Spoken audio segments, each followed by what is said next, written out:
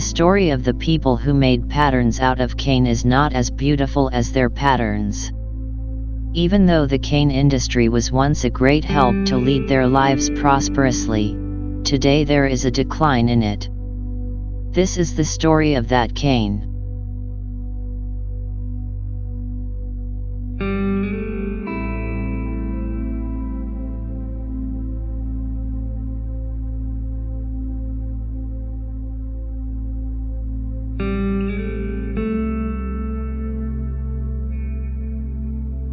We set off early on the 6th of September to go to Waldiniya, Radawajana village for a university design project. Our party of 16 individuals went to the Cane Industries Foundation, the community, to learn about its history, production methods, and present production status. We arrived in the village around 1.5 hours. We began our task in the midst of the rain that was pouring from time to time. The cane industry takes a leading place among the local handicraft industries in Sri Lanka that go back many decades. The pottery industry, the brass industry, and the cane industry have a long history of many centuries in this country. Even today, there is a good demand for our own cane pattern designs in the foreign market. The cane operations was very popular and related to the people in Sri Lanka, with several settlements called from the use of the word cane. During the reign of King Devanampiyatissa, King Dharmashoka sent artists known as Kolapatans to produce various objects out of cane. The history of the cane operations is highlighted in Robert Knox's book Haladiva, which states that Kolapatans manufacture little baskets, pots, and boxes from cane reeds, saving their living regardless of their wage.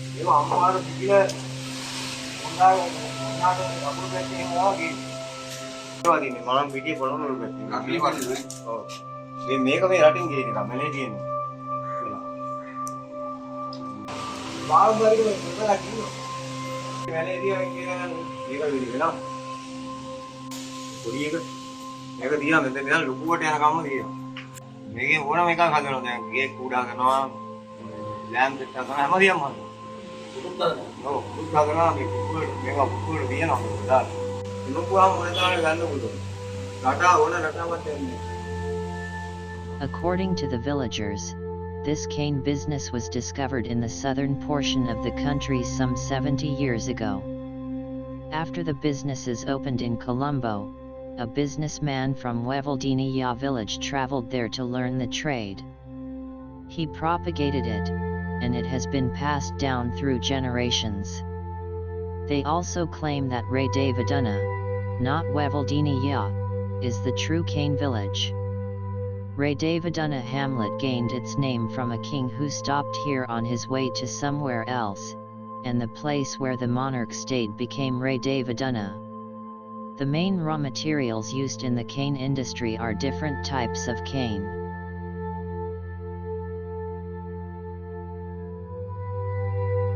We can see different types of cane used to make cane products in our country.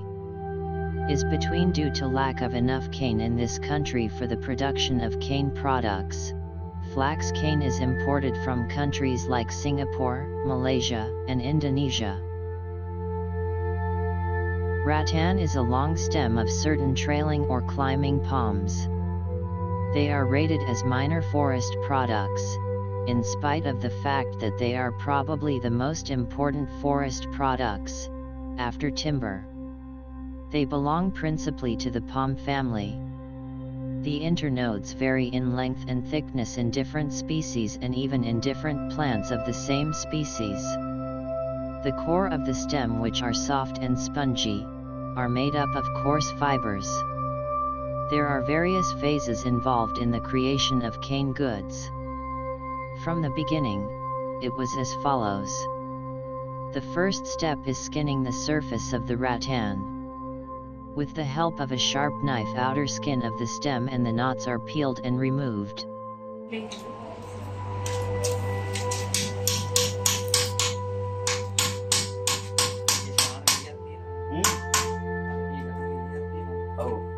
Akan kami.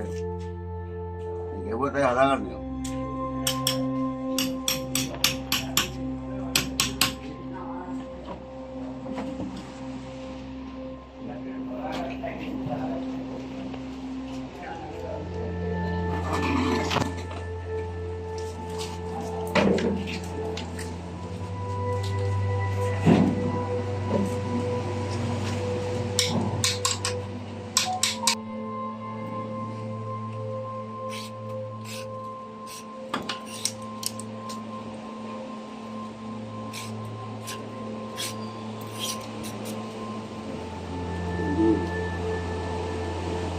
Ayo.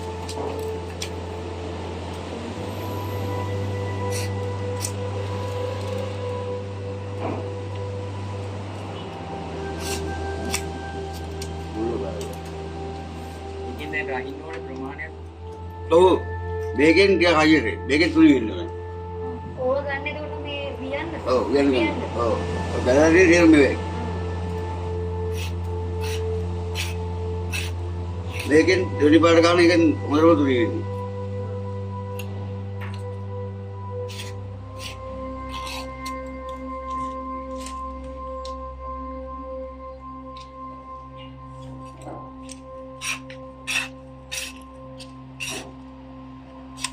Ini wajib ni nanti.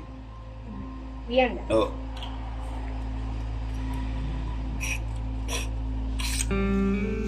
The cane is cut into desired length. The stem is then heated using a blowtorch and bending tool to bend the material into required shape, which has limitation.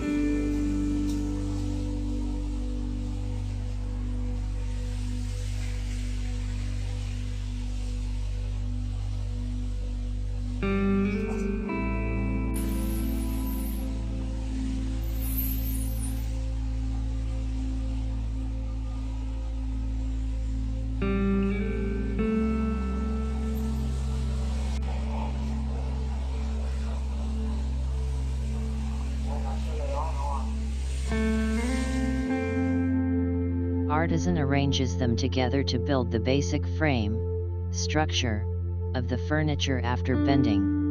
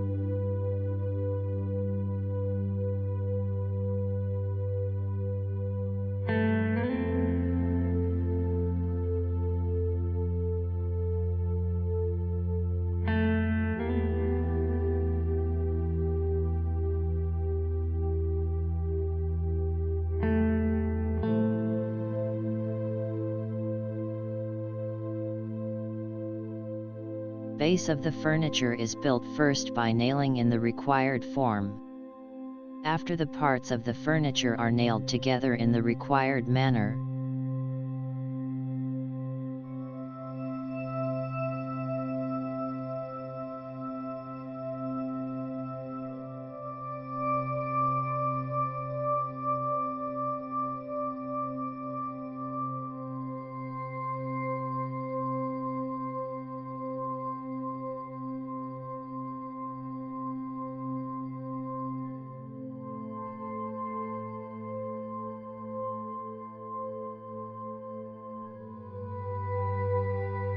the frame is then filled by binding the cane strips or thin rattan stems over the frames.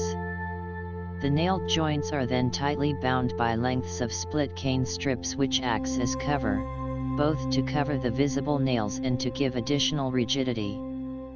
The binding details sometimes have a decorative quality. clear varnish, enamel paints are applied over the finished product. Generally, the natural surface of the cane is retained without any surfaces application. Rattan accepts colors and it can be worked into many styles. Even if advanced machinery is utilized to manufacture cane in other nations, all labor in this country is still done by hand by the designer. While basic machinery is used to clean and fold the canes, all other chores are completed by hand. Although the villagers who traditionally labor in this field live in various locations, the majority of people work in business centers near the city.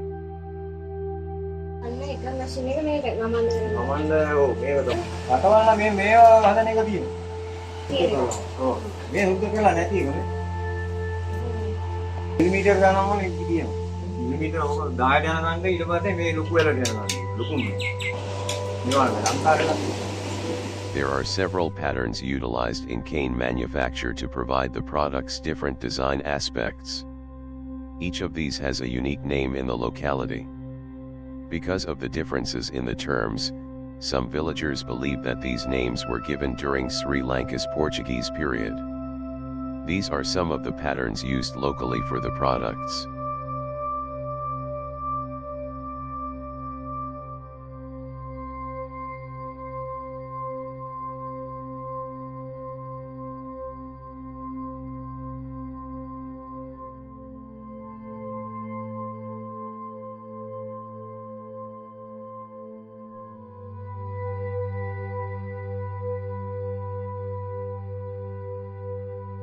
Previously, kerosene torches were used to bend the canes, but now gas torches are employed. The government has planted cane since the time of the fathers of the villagers who are now involved in the sector. However, cultivation is no longer done on a wide basis. Because of this, and because cane is not handled in Sri Lanka, several types of cane are imported from elsewhere. The shops that had reached the top level stayed intact during the corona outbreak, but the small-scale trade also ceased. According to the shopkeepers, this industry is currently at a very advanced level, and new designs are manufactured and sold to hotels and foreign nations based on the new cane patterns. Nowadays, even if the number of people who have historically done this business has diminished, and their generations have moved away from this sector, we have learned that those who enjoy this profession come from other locations to study the skill and produce ideas.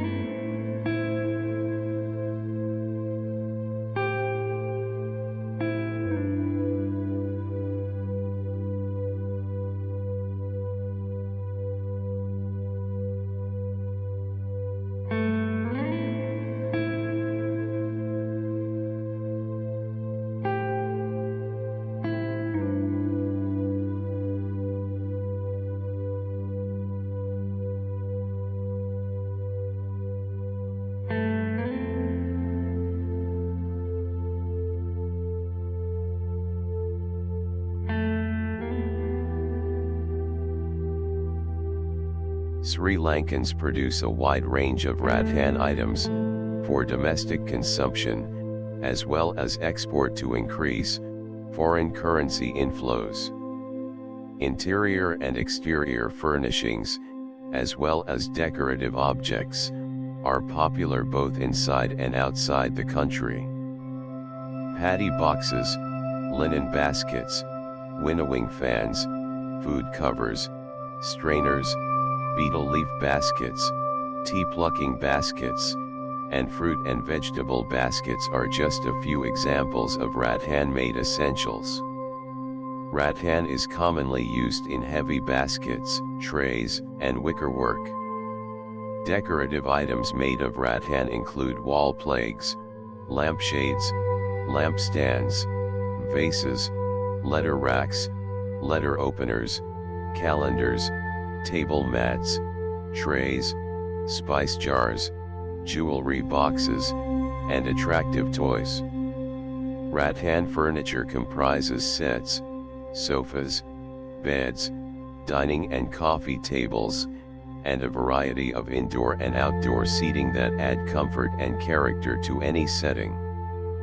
Initially, artisans concentrated on furniture creation, but ornamental objects are now increasingly frequent. Lampshades made of rattan are in high demand at tourist hotels. Passengers on the route can plainly see the contemporary cane-producing shops located on Kandy's major road. While passing through, not only locals but even tourists buy rattan things from these establishments. According to the store owners, they occasionally receive significant orders from various institutions and hotels, and in those circumstances, even temporary workers are hired to complete the manufacturing. He also stated that they manufacture the requisite cane products for cane retailers in big cities like as Colombo. When we met them, they were working on an urgent order. However, they were kind and participated in the work by supplying us with relevant information, conversing with us, and sharing knowledge.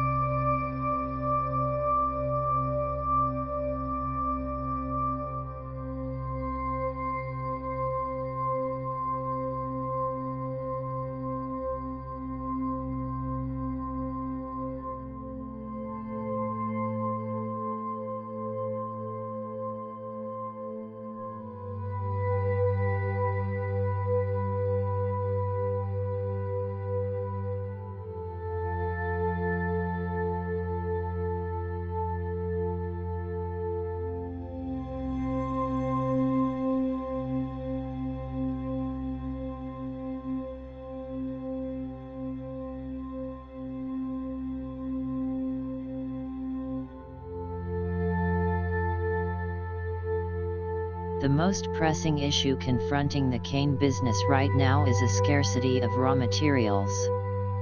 At the moment, cane for the cane industry is obtained from locations such as Ampera, Bibala, Manampataya, and Bulachinghala. As a result, the amount of cane obtained from Sri Lanka is insufficient for the individuals working in the business to make items. As a result, cane must be imported from other countries. Because the price of imported cane is extremely expensive, the cane sector has missed out on the opportunity to profit.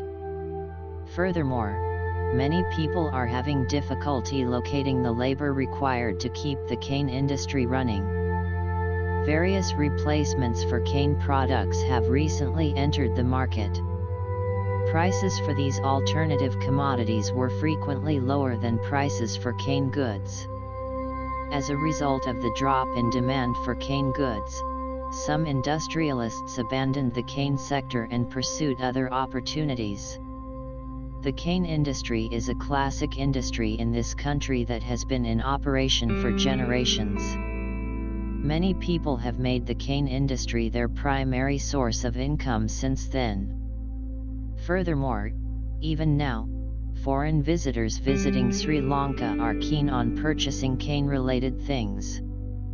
Cane ornaments can help our country earn foreign currency. The first step in this direction is to provide permanent answers to the challenges that cane industrialists are currently facing. As the final frames of our documentary video unfolded, it was as if the sun was setting on a captivating chapter of our journey. The villagers, like characters in a novel, had shared their stories with us, painting vivid pictures of resilience, craftsmanship, and the rhythm of life. With each frame, we wove together the threads of their lives, creating a tapestry of inspiration and human connection. And as the credits rolled, it was a bittersweet goodbye, knowing that their stories would forever be etched in the hearts of those who watched. The documentary became a poetic symphony, blending visuals, words, and ambient music, leaving the audience with a profound appreciation for the rattan industry in Sri Lanka and the village of Radawajana.